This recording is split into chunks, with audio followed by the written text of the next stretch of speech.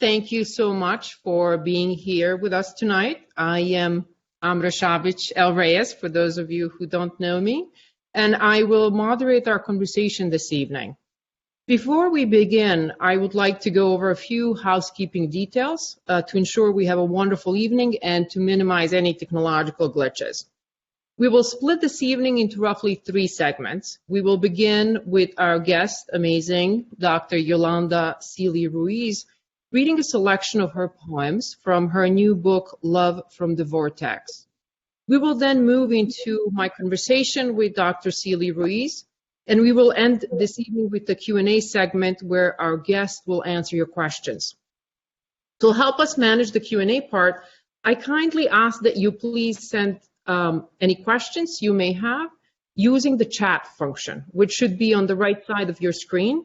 I will continue to moderate the Q&A segment, so please send them directly to me so that I can easily see them. You don't have to wait until Q&A segment to start posting your questions. You're also welcome to post your reflections in the chat function, sending a message to everyone. We want this evening to be an intimate and a collective conversation where we get to hear from you as well. To avoid any background noise, we also ask that you please ensure you are at this point muted through this event. You should have been muted by the library staff member helping us tonight, but if for some reason during our early conversation and interaction, you're no longer muted, please make sure that the mic icon is on mute as of now. We thank you for your cooperation. Now to begin, thank you again for joining us tonight for our virtual author event with Dr. Yolanda Sealey-Ruiz, the author of Love from the Vortex. We're grateful to Dr. Sealey-Ruiz for gifting us with this evening that I know will be inspirational and moving, as I have heard Yolanda speak many times before. Aside from being a dear personal friend and a colleague, Dr. Sealey-Ruiz is a respected scholar and associate professor of English education at Teachers College, Columbia University. Her research interests include racial literacy development in urban teacher education, with a specific focus on the education of Black and Latino males, literacy practices of Black girls and a Black female college reentry students, and Black female college reentry students. She's a founder and faculty sponsor of the Racial Literacy Roundtable series, where for 10 years, national scholars, doctoral students, master students, and young people have facilitated informal conversations around race and issues involving diversity and teacher education. She's also the co-founder of the Teachers College Civic Participation Project, which concerns itself with the educational well-being of young people involved with the juvenile justice and foster care systems in New York.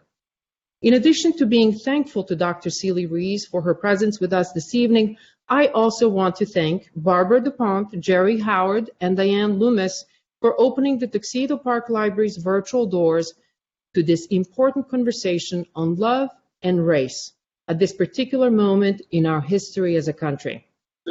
I now invite Dr. Sealey-Ruiz to begin our evening by reading a selection from her new book, Love from the Vortex. Thank you. Thank you. Amra, thank you so much. And I want to thank the community that is here this evening. I quickly want to share the layout of the book. The book is written in 7 chapters. The first 6 chapters are dedicated to each lover. The 7th chapter is called Other Poems, and it takes up my homage to other loves in my life, the love of the community that raised me, and just love of justice. There are 55 images in the book and 100 poems. At the beginning of each section, there's an epigraph, and I will read the epigraph, particularly from the section when I read. I'm going to read about 6 poems.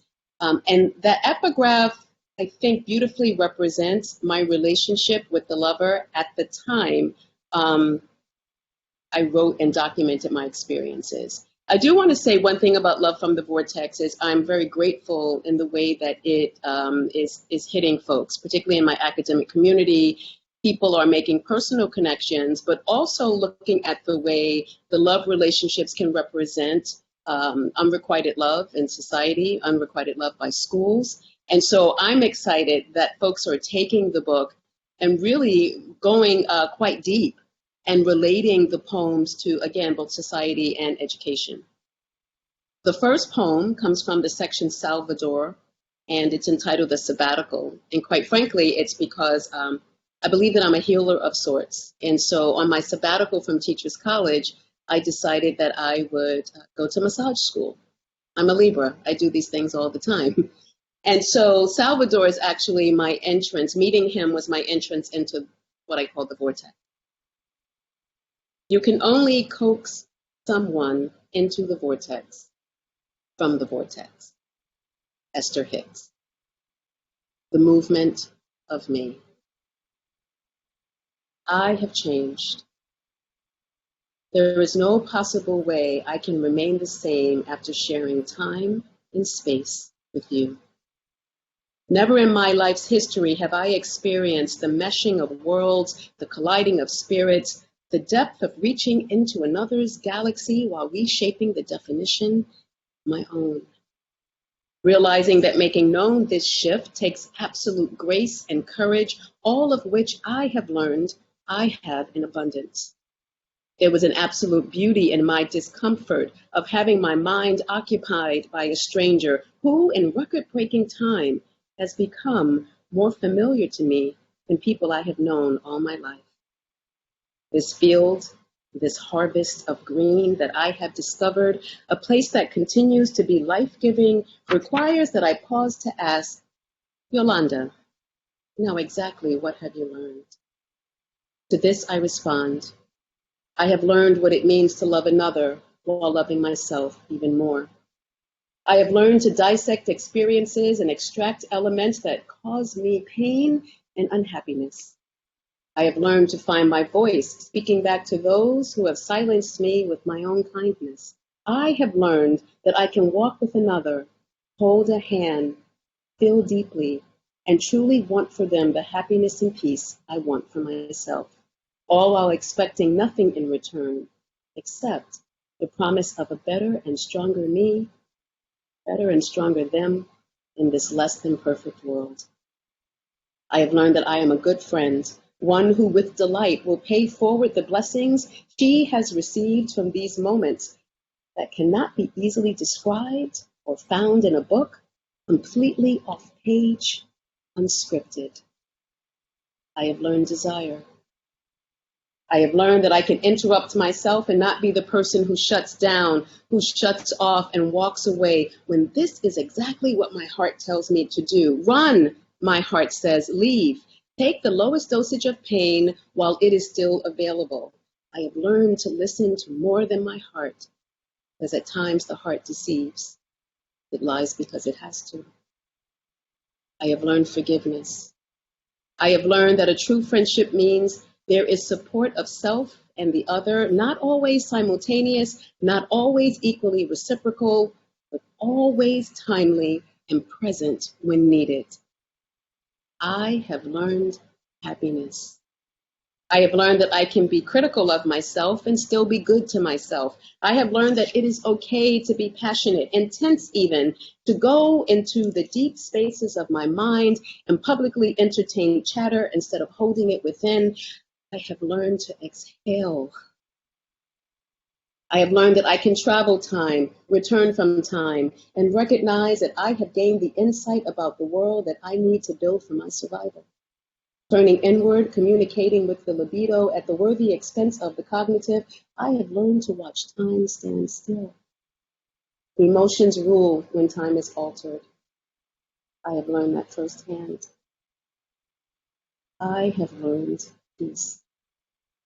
I have learned that I am a farmer, that I enjoy the idea of tilling this land of growth and maturity for seasons to come.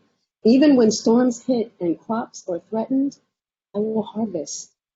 I will tend to the land of me because I have learned that I am worthy.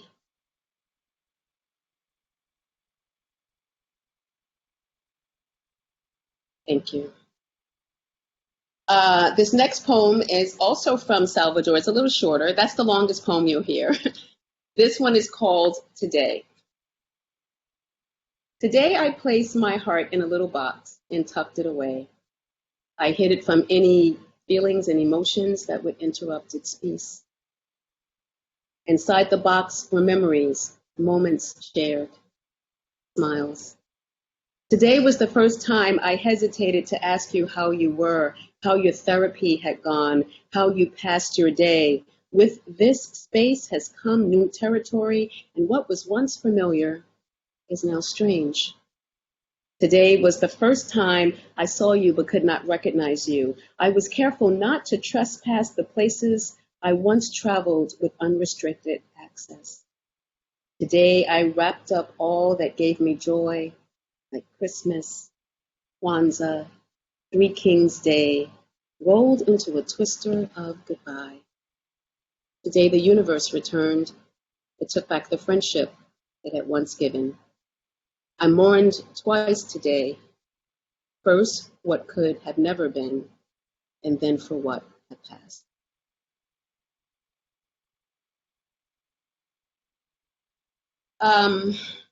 This next poem is from the Zarin section. Zarin is a police officer in Boston. He's been on the force for 30 years, and he will be retiring this year. When we met, the 3 years that we spoke was really rife with a lot of tension, because it was at a time where it seemed almost every day or every week that a Black man was being shot by the police. And so I've often found myself on the activist side, and therefore in some ways on the other side of policing. But he was Black before he was blue, and that led me to fall in love with him. This one is called Black and Blue.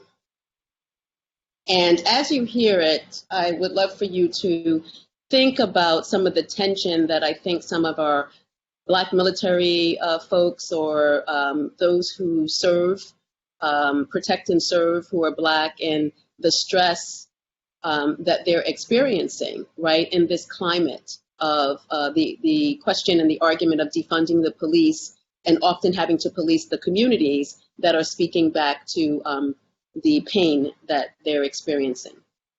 The truth in Black and Blue. The truth is, had you not spoken of Malcolm in the way that you did, had you not talked of your father and your love for him and his love for Malcolm, I would have made no room for you. If you had not been a Black man, I would have never given you any play, much less let you play with my heart. I'm not quite sure why I opened myself to you, given how I feel about those in blue, even though you were Black and blue. You were still my choice. I admit something positive has come from this. My loathing has mellowed. I faced my own hypocrisy about loving all humankind except those who wear badges. You challenged this by making me fall in love with you and the sight of you in blue, Black man. Your Blackness overshadowed your blue, but blue is what I was left feeling whenever I talked to you. What's your story? What can I do for you? What are you looking for? I didn't quite know how to answer then, but now, since things have fallen apart, I finally have a response. What's your story? What were you looking for? How do you awaken a woman's love, drag her into your world, and destroy all hope? How do you reconcile saying things like, I love you, I will marry you, I love being with you, curse her out, and then walk away? Is that something you learned in police school? Did they teach you to go all in and then pull out immediately without checking for bloodshed or tears? Where did you learn to treat people as temporary and disposable? Why do you fight others when the enemy is within? I am not the enemy. I chose to love you. If you had not been a Black man, I would have never given you any play, much less let you play with my heart. The truth is, you were blue, and that should have stopped me from the start. The ending of the relationship with Zarin was my entrance out of the vortex, or at least that vortex, before I entered the other one. Leaving the Vortex. My passion for you is no longer useful now that you know my potential to love you. I will not slip again into sadness. I will not write streams of consciousness that spiral my heart into the vortex. I am grateful for the vortex. It has served me well. It is now time to leave it behind and discover what beauty awaits. These last two poems, really short. One is from the section Tyrone. Oh, by the way, the epigraph for Zarin, I would love to share with you. It says, the biggest coward of a man is to awaken the love of a woman without the intention of loving her. Bob Marley. So for this section, Tyrone, I want to share with you, it's been a little difficult because the 3 years, it was sketchy. He never really said he wanted to commit, and yet he showed up as though he was committed to me. And he recently experienced a very serious accident. He was hit by an 18-wheeler, and by a miracle, he survived. While he was unconscious, I found out about his accident through someone that I've been mentoring for 10 years, and that same someone was the person that he betrayed my trust with. So that's another book in and of itself. But Tyrone, his section is called To Ride or Die. He's an avid motorcycle rider, where he was. Hopefully he'll get back to that. Professional roller skater. His body, everything about him is about joy and fun and happiness. And he is now literally learning to walk again. And so it was difficult for me to really be angry and to be in contact with all of my emotions because I was so busy praying for his survival. But since then, we've spoken, and I've told him everything that I know because I believe you have to be transparent. So the epigraph for Tyrone is, should I smile because you're my friend, or cry because that's all you'll ever be? That's an anonymous quote. And the first short poem is called Semi-Present. And I have to tell you, there's a play on words because all of the names, by the way, are pseudonyms. The gentleman knew that I was working on this project, and I asked them to name themselves. And I'm so glad I did, because as I talk about this, not only does it heal me more, but there are certain things that will be revealed. And it was never my intention for anyone to be hurt or shamed. This was really about my own healing. So his nickname is related to the word semi, but it's semi-present. Every few days or so, you slip into a vortex and disappear. On this end, I wonder, where have you been? With whom? Have you met them or yourself in the place you go to cry, laugh, and just be?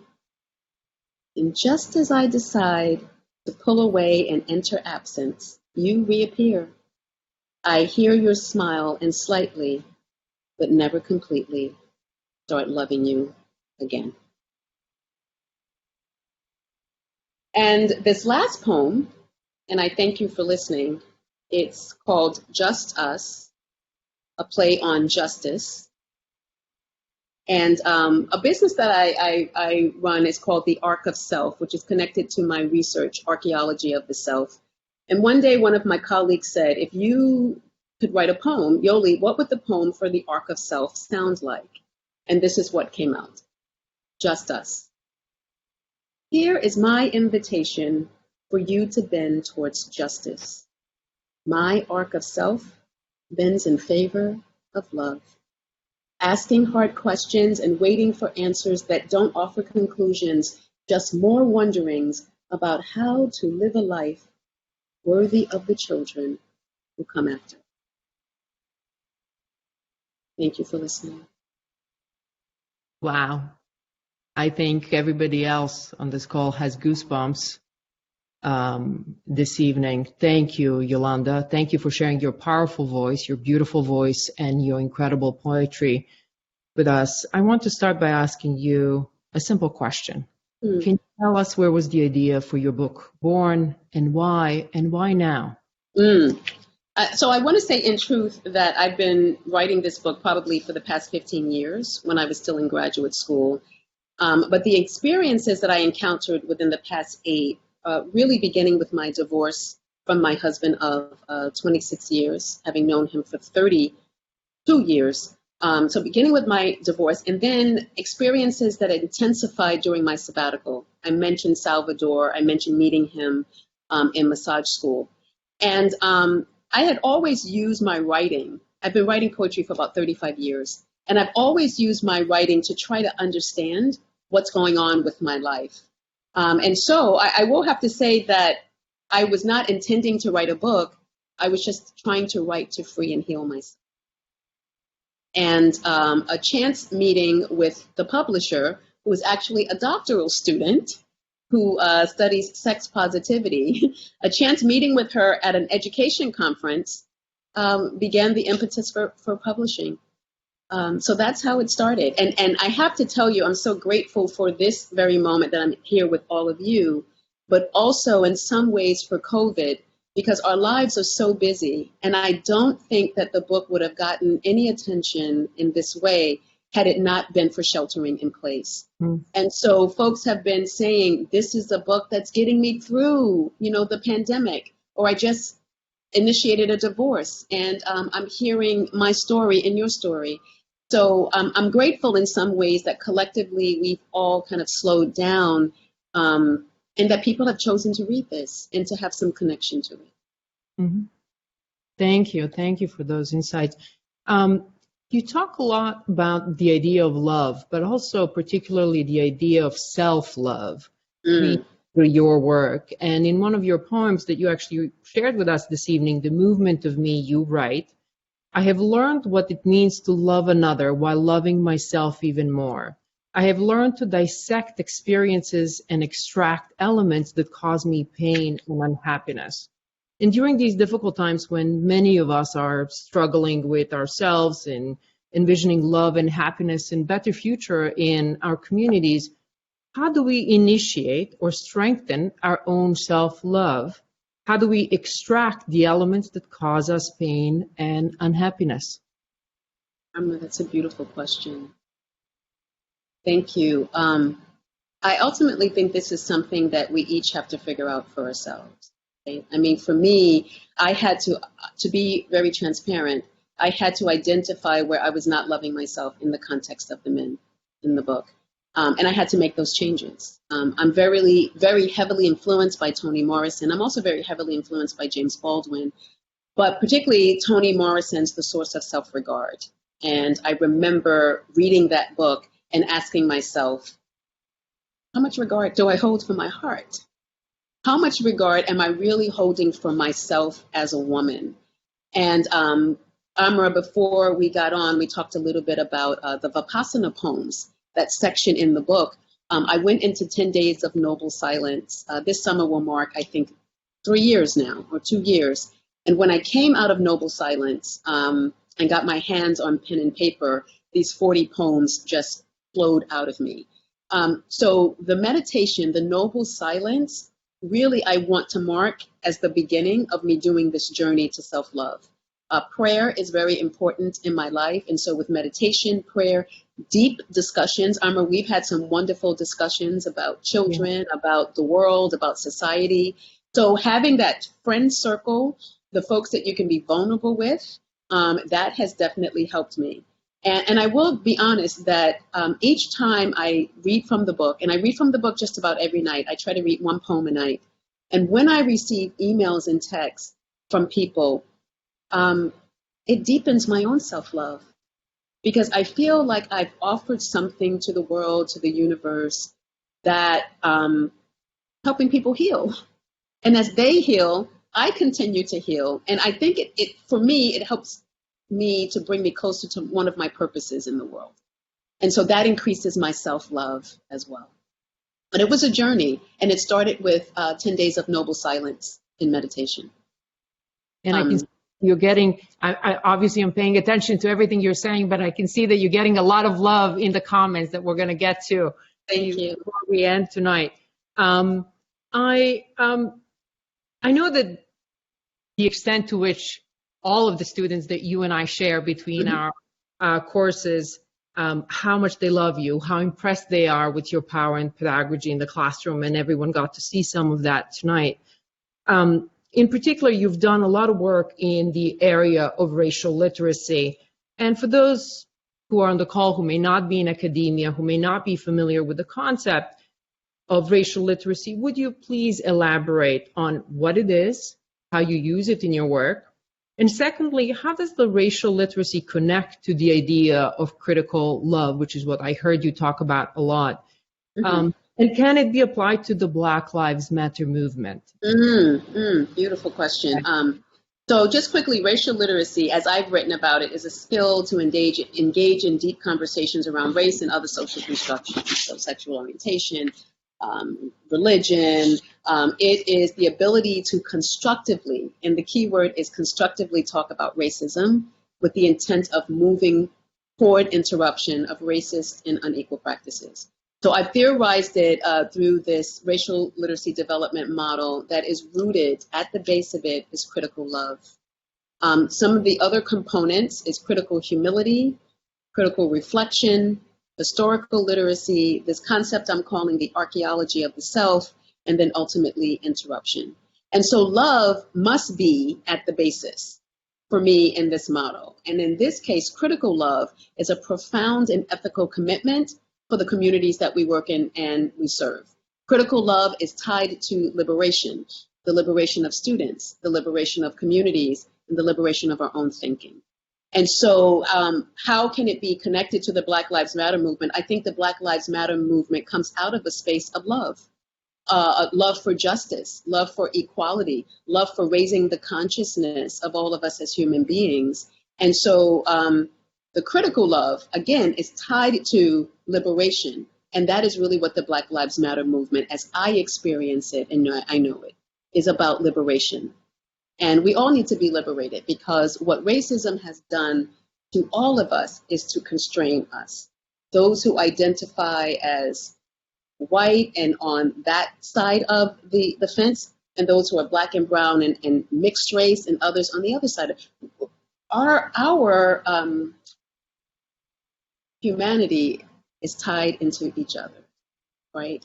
And so none of us, as James Baldwin told us, no one can escape the effects of white supremacy. No one, not Black and brown folks and not white folks. So we are all in this needing to dismantle it so we can be free to be our full human selves.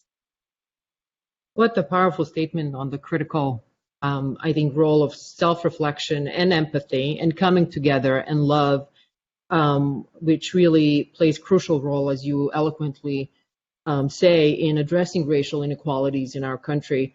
And for those of us who are still wondering what role can we play and how we can help build our communities into places of mutual understanding, mutual respect, irrespective of our racial differences, irrespective of our varying political viewpoints, what do you recommend we do? What is the action we can take to make our communities more socially cohesive? How can we be more honest and constructive in conversations with our own neighbors with whom we may agree with? Yes. Wow. Amra, let me just say, have you ever thought about having your own show or something? Because these questions are so profound, and I'm over here, my body, I'm having a visceral, if you could see, it's almost like my hairs are standing up, a visceral reaction. I know that I love you. Yes, and I love you too. And I want to say, honestly, that the first step, and I say this to, and I work with a lot of folks across the country. I work with building leaders. I work with students. I still am in a high school. I work with my in-service teachers, pre-service teachers. I work with lots of, folks who serve people, of children who are incarcerated, just really doing this work of love and liberation. And I have to say that the first step would be the archaeology of the self. for it to be sustainable. I mean, a lot of times teachers want to know, well, what curriculum should I teach? And how do I do that? And it's great. You can go to professional learning and learn how to do culturally, racially responsible and responsive curriculum. But if it doesn't start deep within, then it won't last. And so for me, this idea of a deep self-excavation of where racism and bias lives within, and it's going to, you're going to need some generosity with yourself, because to do this work honestly and deeply is going to bring up things connected to childhood, how you were raised, what you were taught to believe about yourself and about others. And so that deep excavation, I feel, has to happen. And this, doing that publicly, privately, and then in community, which is what I'm learning archaeology of the self has to do, has to be done in privately and community, and then you can go publicly. And in going publicly, that's when you're identifying what your role is. And all of us have a role to play. I mean, racial literacy for me is humanizing work. I'm reminded of the writings of James Baldwin in The Fire Next Time, where he talks about how we are connected and linked. And so what happens to you actually happens to me from a human standpoint. I think about the work of Lilla Watson, who's an indigenous Australian visual artist, who says, if you have come here to help me, you are wasting your time. But if you have come because your liberation is bound up with mine, then let us work together. And so I feel that we have to work together, but first we have to identify where these biases, these stereotypes, this racism is implanted and supplanted in our hearts and in our minds, work on excavating that, and then we can begin to identify what role we can play within our spheres of influence. And then join in solidarity. We were talking about this the other day, solidarity to bring about change towards fuller humanity. So it starts with the self-work, and then we build our community as we go along. And I think we're seeing that. We're seeing that now as we're building solidarity across the world. It is happening.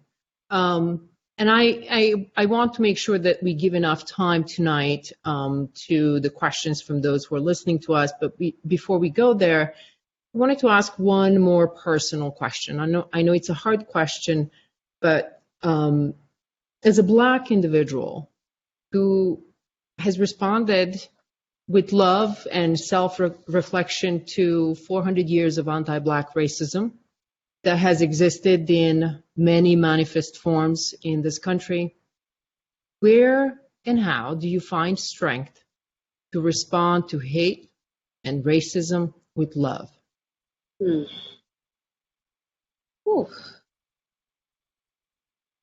Wow, Amra. I would have to say, as a member of a people who has been marginalized and hated for over 400 years, we know that 1619 marked commemorated the 400 years of inequality, starting in Jamestown, Virginia, Port Comfort, first enslaved Africans were brought in.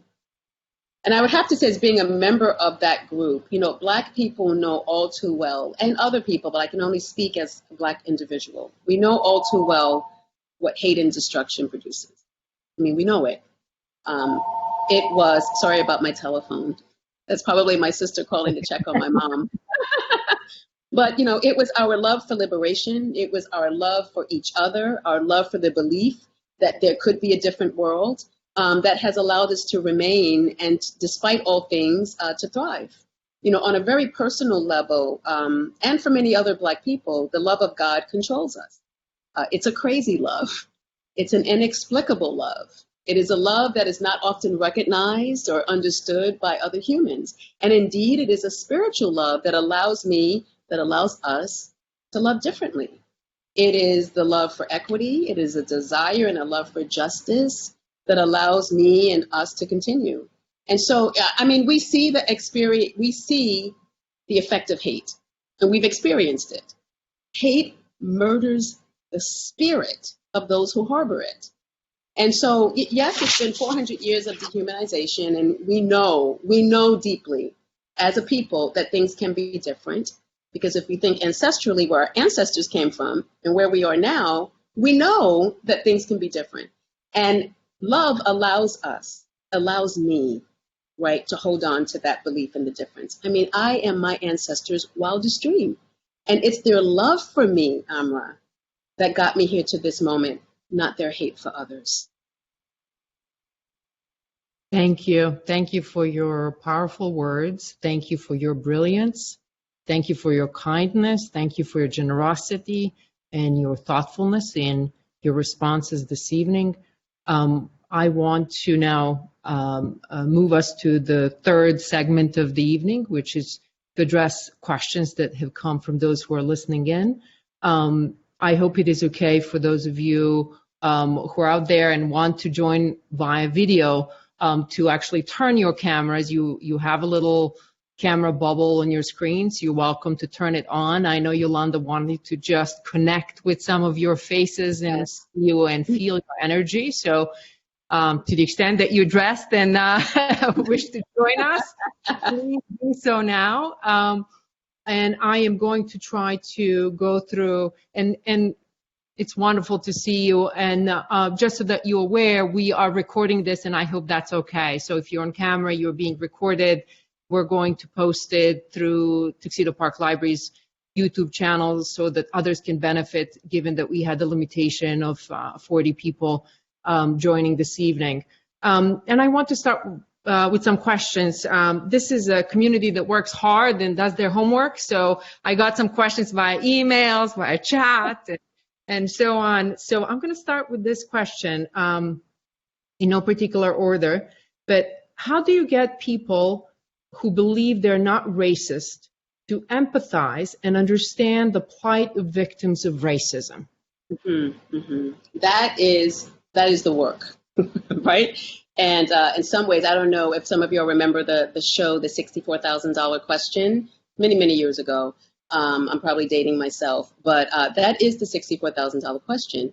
And this is why I'm talking about the self-work, because there's no magic pill, there's no red or blue pill like in the Matrix that you take it and to make that happen. I think what it's going to require is this idea of critical humility, that folks have to be present, even if it's not happening in your community. You have to be present with what is happening in the world. And when you see the things that are happening in the world, to ask yourself the question, where do I stand on these issues?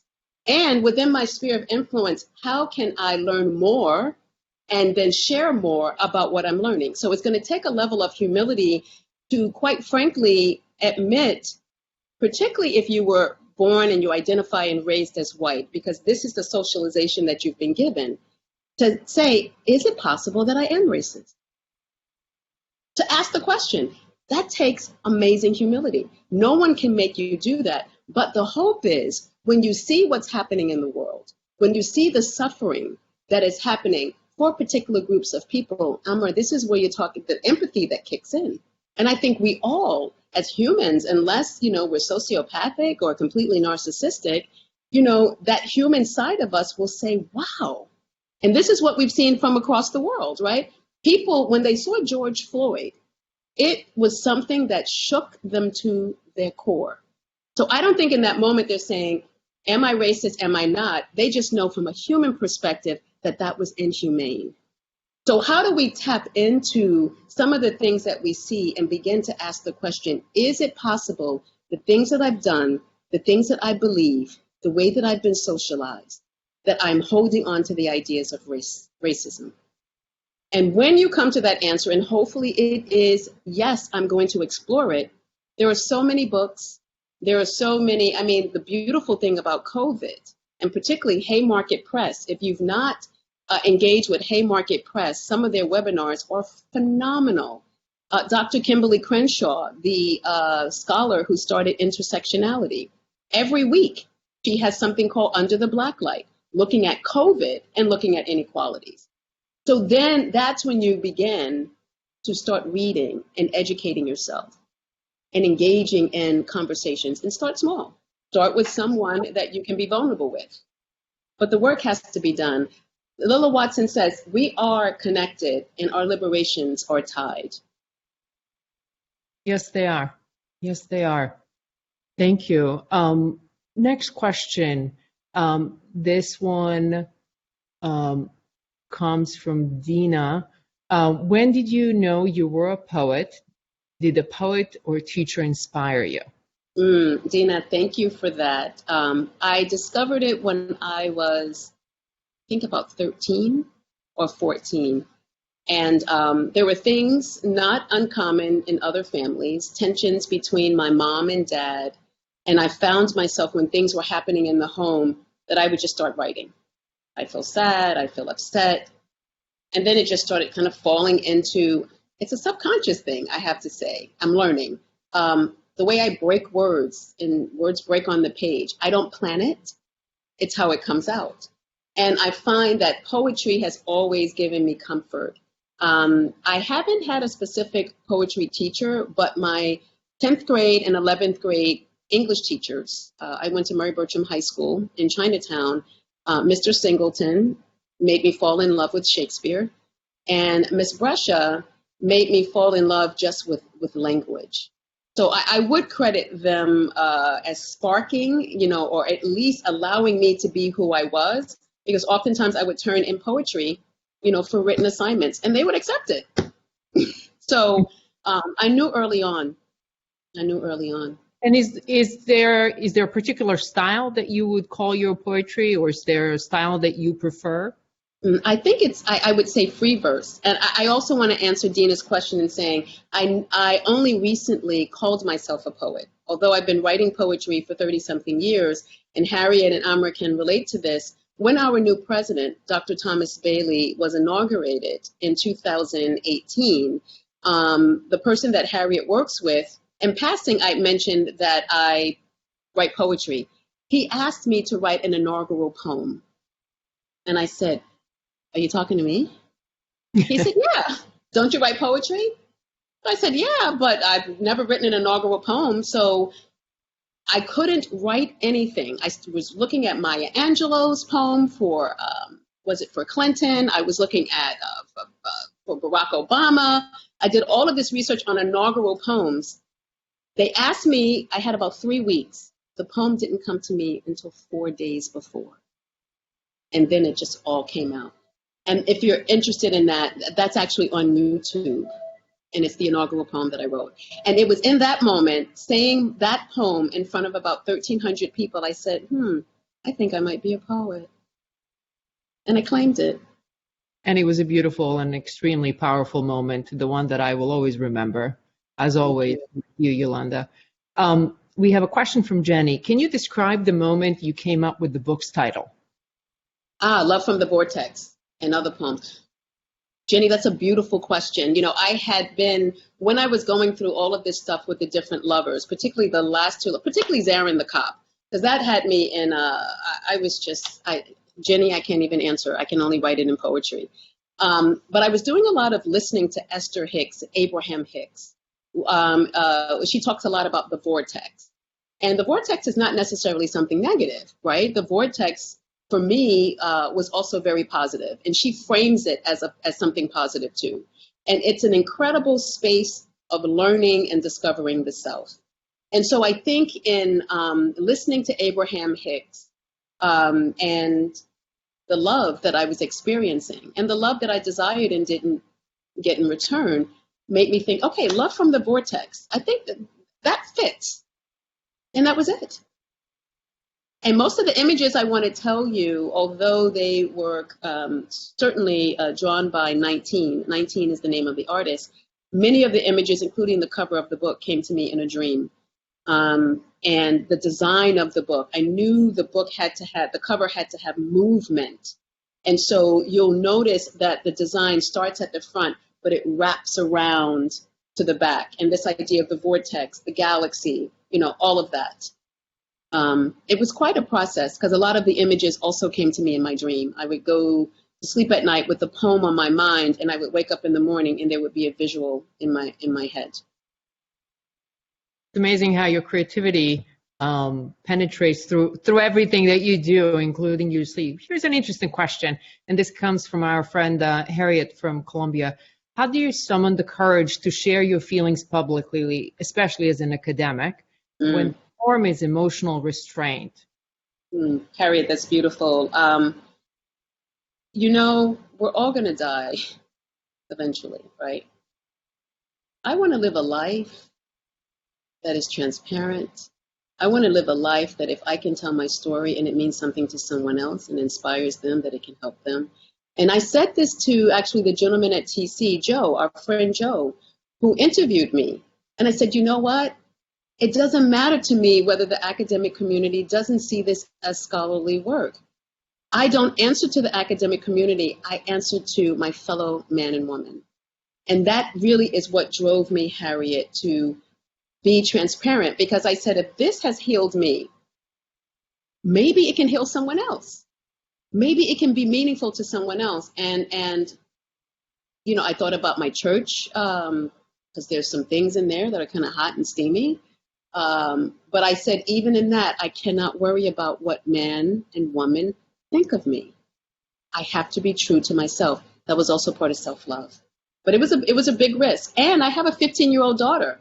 So my daughter, reading about her mom's, even though it's been 30 years, but her mom's 6 lovers. And even when my ex-husband, who's in the book, his pseudonym is Angel, you know, the first thing he said was, well, we were together for so many years. When do you have time? Yeah. That's part 2 webinar. That's not for tonight. But no, quite honestly, we had been separated for about 7 years before I even spoke to anyone else, because I was so focused on raising my daughter.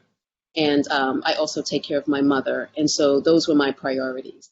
So there was no overlap except for Joseph, and who was the TA in my class about 15 years ago at NYU.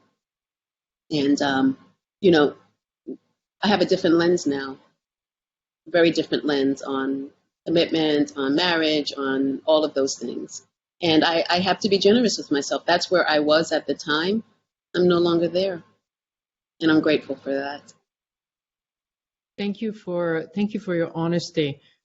Here's one question that takes us back to sort of a difficult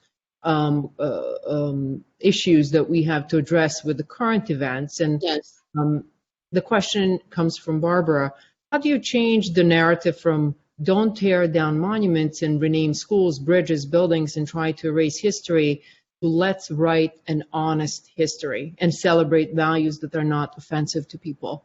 I think, Barbara, first of all, that is a gorgeous question. And I think, and you're going to see and hear different sides of this debate. And that will depend on where people are in their racial literacy, where people are in their being a patriot for the country. It's going to run the gamut. The way that I see it, right? If you think about, okay, we started 400 years ago, folks who look like me, in chains in this nation.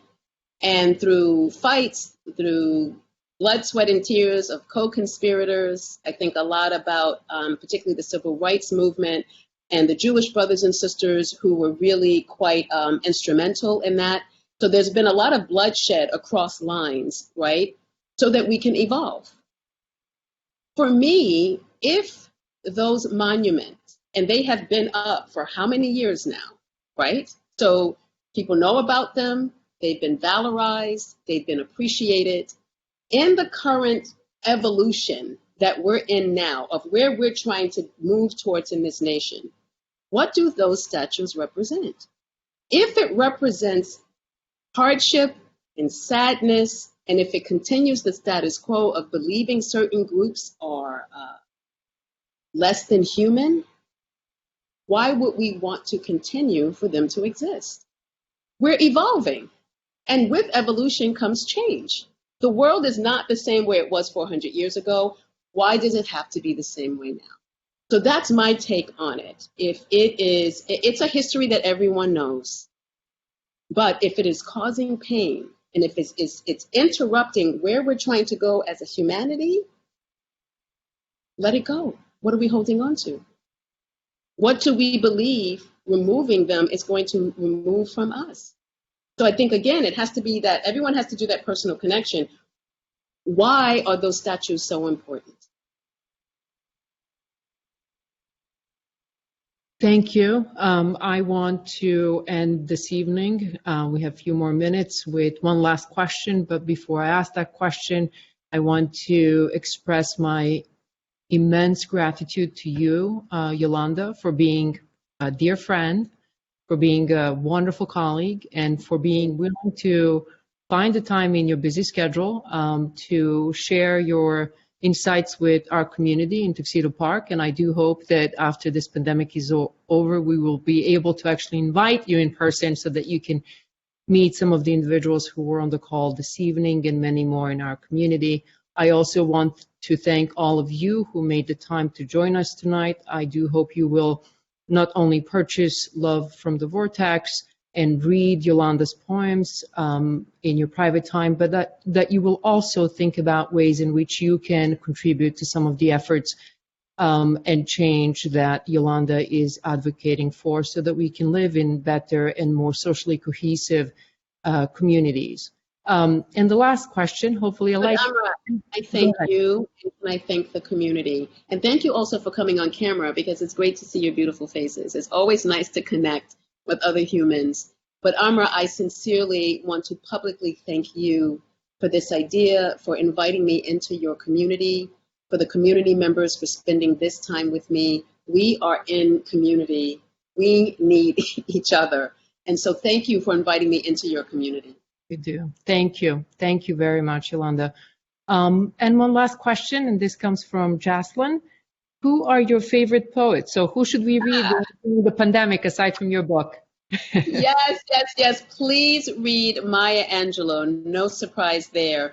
Please read June Jordan. No surprise there. Toni Morrison didn't write much poetry, but she is a poet, but there are a couple of poems that are out there.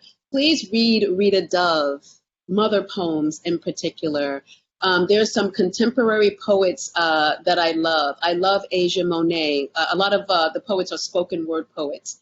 I love so many, and it's escaping me, but some of these younger poets are absolutely fantastic. But deep in my heart is Maya Angelou. Her work just liberates me. Yeah. Thank you. And we have one more question, if you're willing to answer it, Yolanda. Absolutely. 7:29. We have time. I see a question from Carlin that came. How do you teach others about unintentional racism, especially to people who think they're not racist? Yes, there's a great article, and I'm happy to share it with Amra, written by Jean Mule, and it's called Unintentional Racism, Unconscious Bias. And I think when you're talking to that person, first, you can't get on the soapbox because people shut down and they shut off. They don't want to hear it. However, what I love about this article is that it actually gives examples that you can share with the person for them to read it, and also for them to have a moment to reflect if some of those experiences are similar to ones that they have experienced. So a lot of it will be modeling. A lot of it will be modeling vulnerability, where you talk about how you yourself have engaged in racism or said racist things. And that also can kind of, put someone's shoulders down. It depends on how much energy that you're going to invest, how important is that person or that community. You can't do it all at one time. I choose to only speak to communities that are really open, because I know other communities and other people, they may have to have another experience before they come to me. So I'll send that article over, and hopefully it can also spark some ideas. And could you remind us, I see one question, just who is the author of the article again? Jean Mule, M-O-U-L-E. It's a very short article. I think the publication date might be like 2007 or so. It would be wonderful, and I would appreciate it if you could share it with me, and then we will send a follow-up email with the recording and the resources, as well as a link to your book to everybody who attended. And with this, I want to again thank you all for being here tonight. We will stay here, Yolanda, myself, and Barbara and Diane, I'm sure will stay with us. If you would like to informally ask anything as you are departing the meeting, feel free to stay, but I think this closes our formal portion of the evening. Thank you, everybody, for being here tonight. Thank you so much. Yolanda, thank you. Absolutely. Have a great, great day and a great evening.